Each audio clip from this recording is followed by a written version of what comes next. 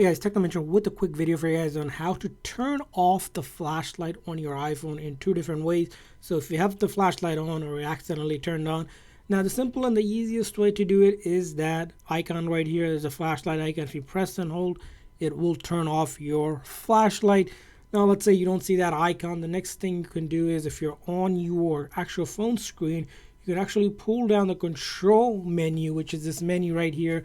Now if you have an iPhone with the home button, it's going to be swiping upward, which will bring up this menu, and you'll look for that flashlight icon.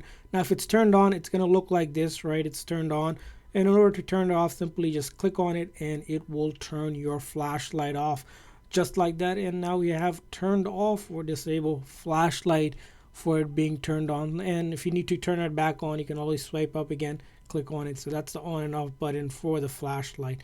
So I hope this quick little video is helpful. If so, please consider hitting that like and subscribe button for more tips and tricks for your iPhone and other iOS devices. See you guys next time.